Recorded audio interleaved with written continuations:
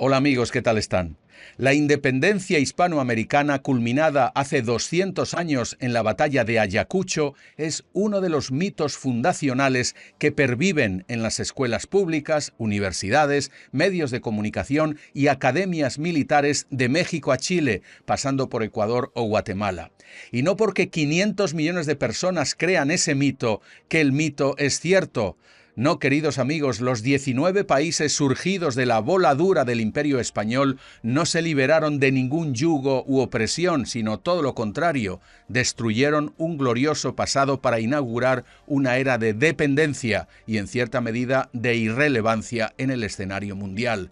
Y todo comenzó con la pantomima, el simulacro de la batalla de Ayacucho.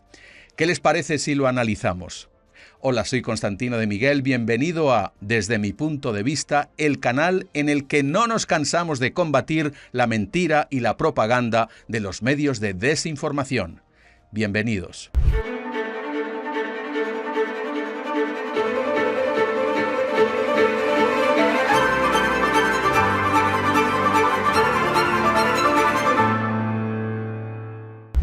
Empecemos diciendo que el proceso por la independencia de la monarquía hispánica culminó en la batalla de Ayacucho, aunque continuaron focos de resistencia en el Callao, Perú, y Chiloé, en Chile.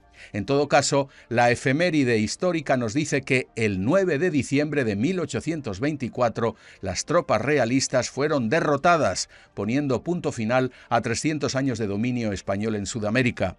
Los criollos, con apoyo militar británico y levas forzosas entre la población mestiza, vencieron en el altiplano peruano a tropas realistas formadas abrumadoramente por indígenas, mestizos, negros y mulatos. Sí, amigos, del lado realista apenas había españoles peninsulares. Los nativos batallaban al grito de Dios, patria y rey, convencidos de que los sublevados, si se hacían con el poder, terminarían con las leyes que protegían a los autóctonos mientras usurpaban sus tierras, como así pasó después. Ahora sabemos que la batalla de Ayacucho, si bien fue decisiva para la independencia sudamericana, fue una comedia. Un simulacro pactado entre Antonio José de Sucre, por delegación de Simón Bolívar, y el virrey José de la Serna. Esta es la tesis que sostiene el historiador boliviano Ramiro Prudencio Lizón. A pesar de la ventaja estratégica y numérica de los realistas, la contienda culminó rápidamente con la rendición total del ejército realista bajo términos sorprendentemente generosos, incluyendo la seguridad de sus enseres y pasajes seguros también para el retorno a España. Indicios como los abrazos previos entre soldados de ambos bandos, la ausencia de una retirada estratégica y la presencia del secretario de Sucre junto al virrey sugieren negociaciones previas. El combate se habría llevado a cabo para evitar que los realistas fueran tachados de cobardes o traidores, pero resultó en bajas significativas, unas 2.300, sobre todo del lado realista. Los historiadores destacan el hecho peculiar de que antes de que se iniciara la contienda, se determinó que 80 miembros de cada ejército, que estaban emparentados entre sí, cruzasen la línea que dividía a las dos huestes y se abrazaran efusivamente con el pariente correspondiente. Como cuenta un testigo de primera fila, el general Ramallo, entre ellos estaba el teniente coronel Pedro Blanco, que más tarde fue presidente de Bolivia, y que deseaba abrazar a otro Blanco, hermano suyo, jefe de un cuerpo de caballería española. El brigadier Antonio Tur pasó también a ver a su hermano y todos se abrazaron derramando lágrimas. Como se puede observar, es inimaginable que después de tan efusivos y emotivos abrazos, delante de los dos ejércitos, hubiese deseos de combatir a un enemigo reconocido como hermano. Aunque fue un ejercicio de simulación, hay que decir que marcó el fin de una larga guerra de 15 años, permitió la integración de los realistas al nuevo orden y redujo las hostilidades entre peninsulares y criollos, asegurando la transición pacífica hacia el surgimiento de las nuevas repúblicas. Sí, queridos amigos, permítanme recalcar que la independencia fue más un acto secesionista que emancipador. Hubo separación y ruptura política de la metrópoli, pero en absoluto fue un proceso liberador, sino más bien liberticida. Los nuevos amos criollos tuvieron que improvisar de la nada la creación de repúblicas artificiales que existen hasta hoy y que tienen los atributos de la soberanía, es decir, bandera, himno, fuerzas armadas, moneda, servicio diplomático, etc., pero son tigres de papel al servicio de potencias extranjeras y grandes colosos financieros. Son estados que, a pesar de estar separados políticamente por más de 200 años, todavía seguimos formando una misma nación, una misma patria que es nuestra lengua, el español, nuestra cultura, costumbres y cosmovisión católica. Volviendo al relato histórico, decir que esa presunta independencia fue impulsada por esas élites que vieron en la debilidad de una España devastada por la invasión napoleónica y gobernada por el absolutismo de Fernando VII, una oportunidad para su propio ascenso. Eran jóvenes aristócratas de buena cuna, españolísimos de estirpe, criollos celosos de sus pares de la metrópoli, que llegaban y se instalaban con cargos militares y políticos. Muchos de ellos educados y refinados para moverse en la alta sociedad, pero apenas instruidos, como San Martín. Sus escasas lecturas fueron, sin embargo, decisivas. Los relatos sobre la emancipación de los Estados Unidos, la Revolución Francesa, la decapitación del rey, las conquistas napoleónicas en toda Europa. El jacobinismo sanguinario de Francia enardecía a estos jóvenes que veían el momento perfecto para levantarse contra un rey absolutista, Fernando VII, precisamente cuando éste era juguete del propio Napoleón.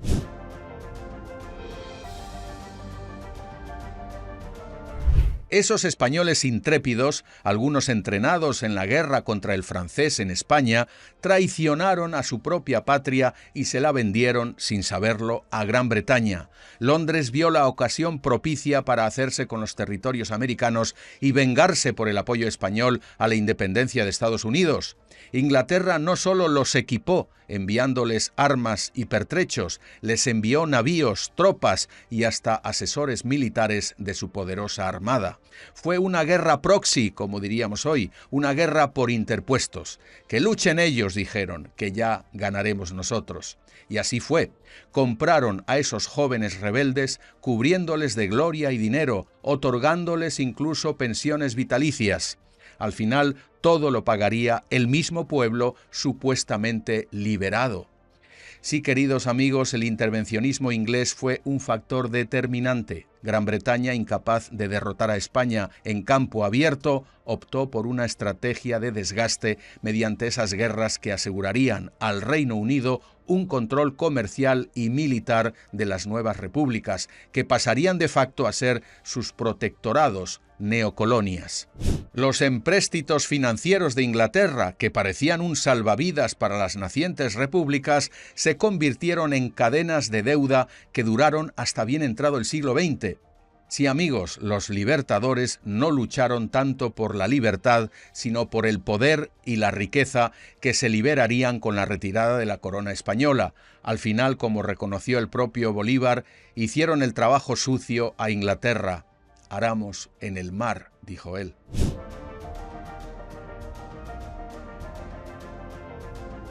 La batalla de Ayacucho de 1824 fue la culminación de este proceso de hacer leña de un árbol caído por la invasión francesa de España.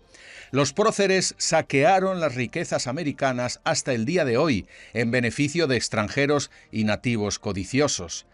Así que no se lo crean, no fue el glorioso final de una lucha por la libertad, sino el último clavo en el ataúd de lo que había sido un imperio unido, el más poderoso, rico e influyente de la época, con un comercio floreciente, una moneda única, una prosperidad que no se conocía en la propia Europa, como dijo von Humboldt, la envidia del mundo que suscitó la codicia de las grandes potencias de la época.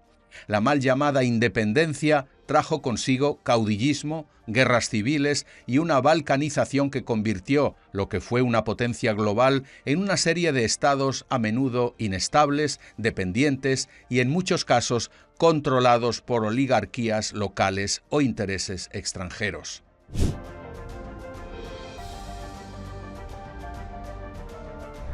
Por todo eso debe aflorar la verdad histórica, no la interpretación, el mito y la leyenda. Debe conocerse que lo que algunos celebran con la batalla de Ayacucho es en realidad la toma de poder de una élite dominante que ya no quería cortapisas de ningún tipo a su dominio absoluto y explotador de los territorios americanos. Desde Ayacucho, ningún cura u obispo, alguacil o corregidor impondría las leyes que desde el siglo XVI protegían a los nativos de la explotación y la esclavitud que querían imponer algunos europeos.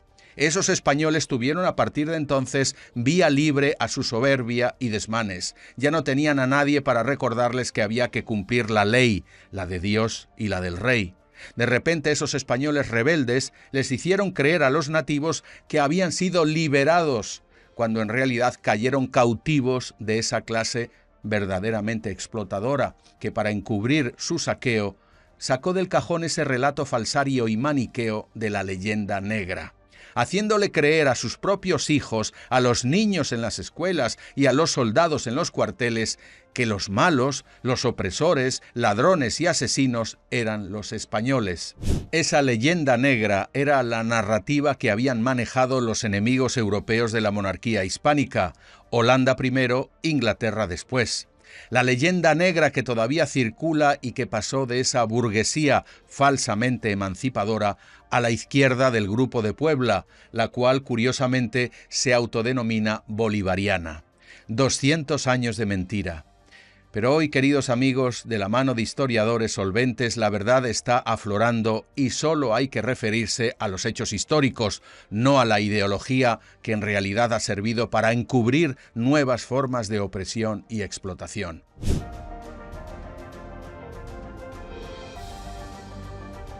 Sin embargo, de esta historia de desunión y dependencia surge una esperanza.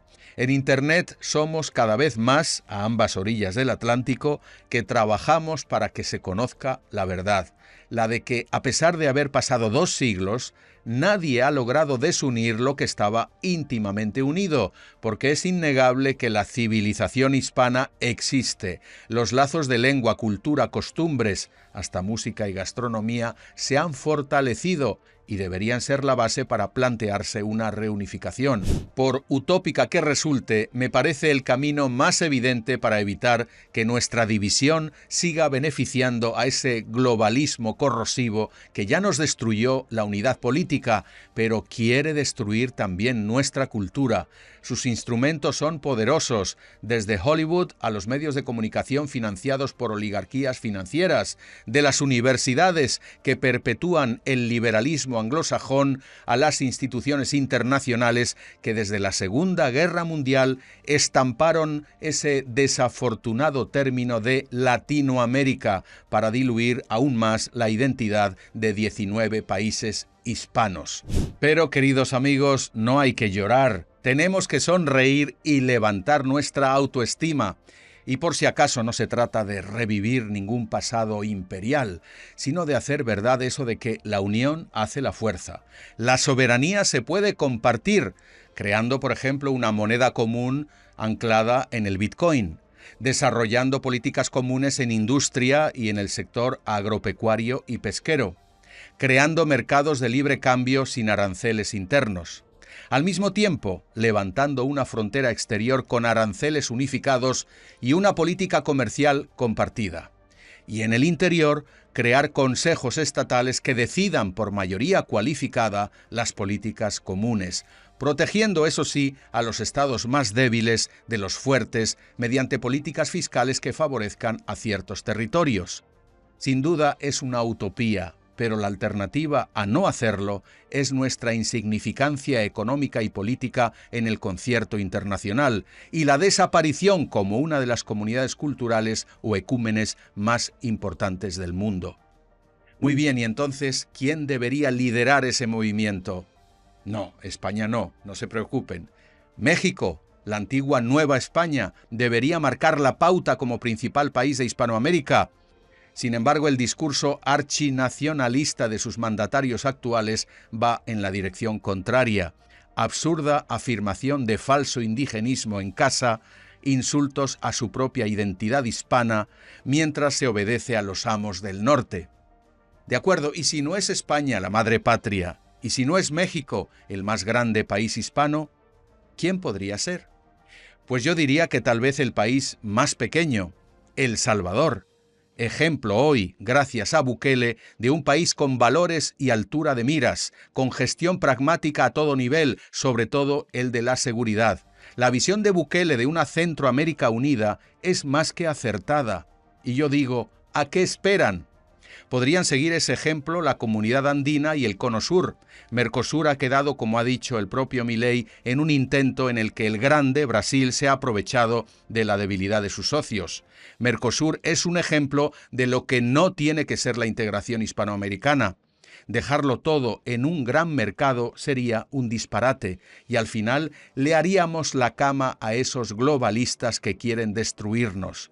Eso mismo estamos padeciendo en la Unión Europea. Tema sin duda para otro podcast.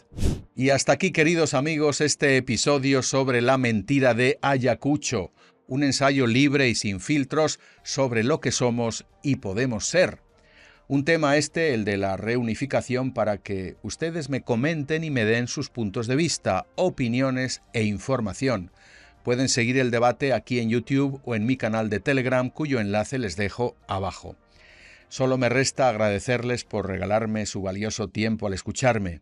Si quieren apoyar este canal, que tanto lo necesita, denle al me gusta, suscríbanse si no lo han hecho ya, y si desean realizar una contribución para su mantenimiento, pulsen el pictograma de corazón aquí abajo. Que tengan un buen día o una buena noche. Hasta pronto.